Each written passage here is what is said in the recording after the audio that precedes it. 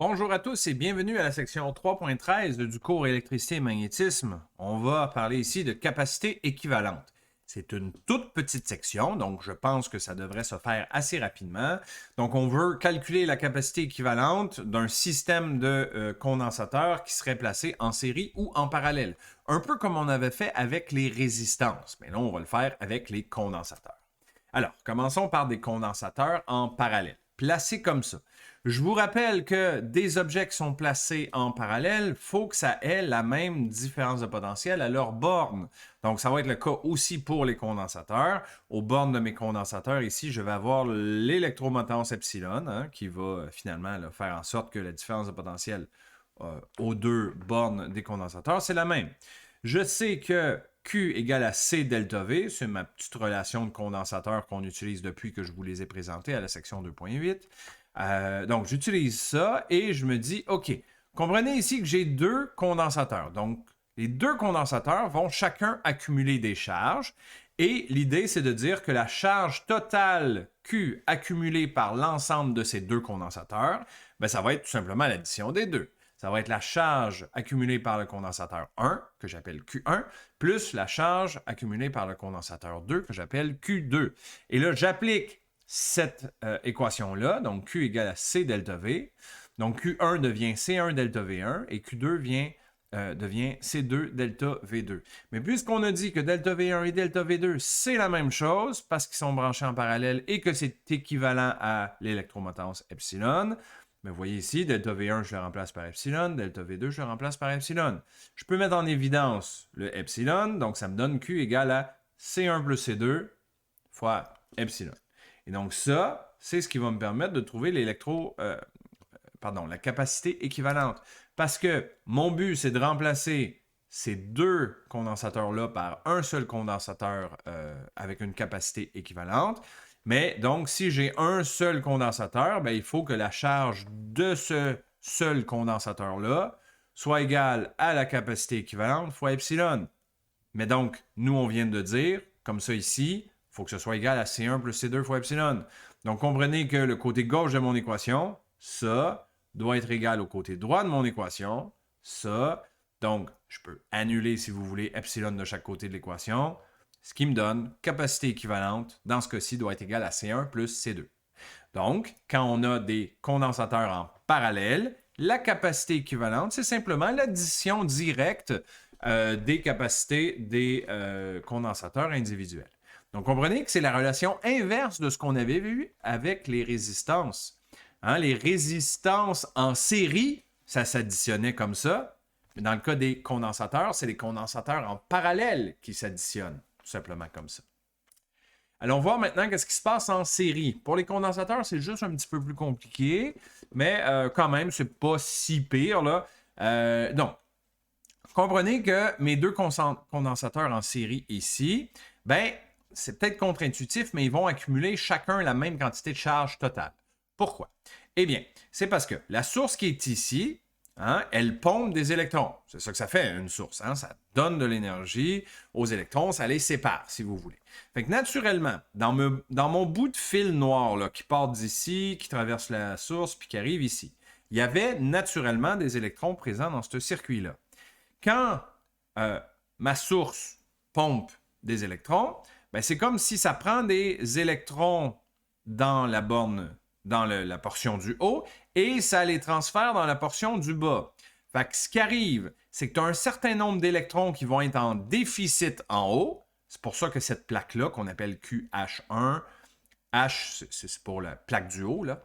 Donc, Q1 en haut va accumuler une charge positive à cause du déficit d'électrons, mais ce même déficit d'électrons-là signifie un surplus d'électrons pour la plaque du bas.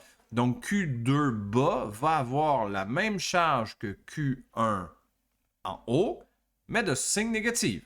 Donc, en haut va avoir plus Q, Q2 bas va avoir moins Q. Après ça, gardez en tête que un condensateur individuellement doit avoir le même nombre de charges sur ses plaques à lui. Donc, si Q2 bas avait moins Q, ça veut dire que la plaque immédiatement au-dessus du condensateur 2, donc Q2O, ben lui, il doit être à plus Q. Donc, même charge que l'autre plaque, mais de signe inverse. Et même constat avec le condensateur C1. Donc, si Q1H est à plus Q, ben Q1B doit être de signe inverse, mais de même charge. Donc, moins Q.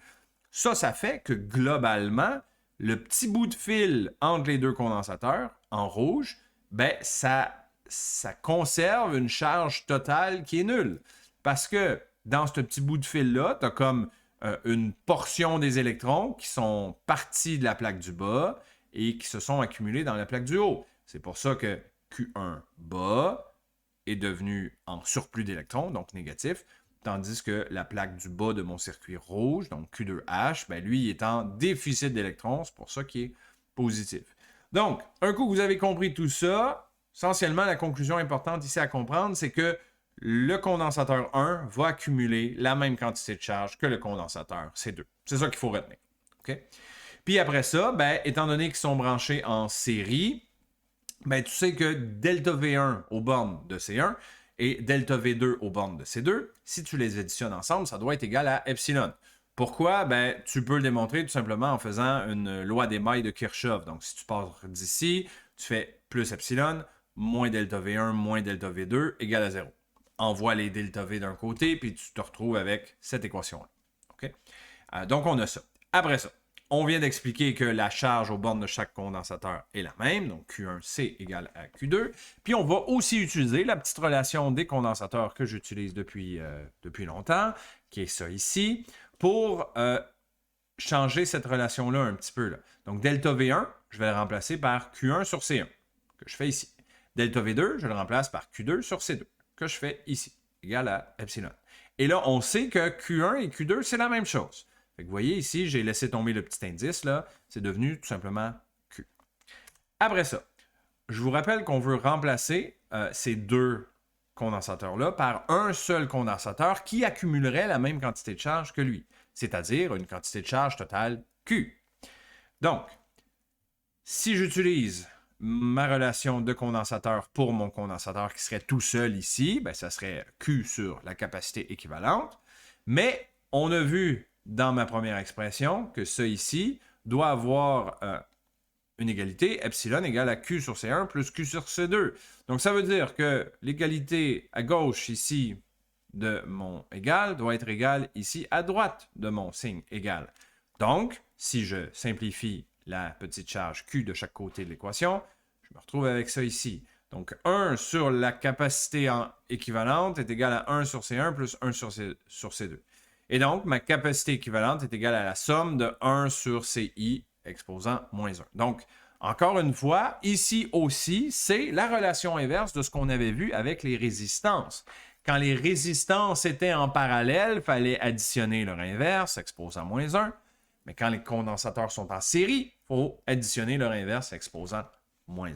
Voilà. Donc, c'est les deux mêmes relations de la résistance, mais inverser la logique. Faisons un petit exemple, parce qu'on peut évidemment avoir des combinaisons mixtes de condensateurs, donc des fois en série, des fois en parallèle, puis des fois un mélange des deux. Donc ici, on donne epsilon, l'électromoteur, bien que ce ne soit pas nécessaire pour résoudre notre problème. C1 est donné, c'est 12, C2 ça vaut 6, C3 c'est 3 et C4 c'est 4. La question, c'est quelle est la capacité équivalente du montage? Donc un peu, encore une fois, je reviens avec mon exemple de la résistance, mais c'est la même logique, c'est juste qu'on va inverser là, nos équations. Donc commençons ici par réduire la branche du centre, parce qu'on voit que C2 et C3 sont en série l'un avec l'autre.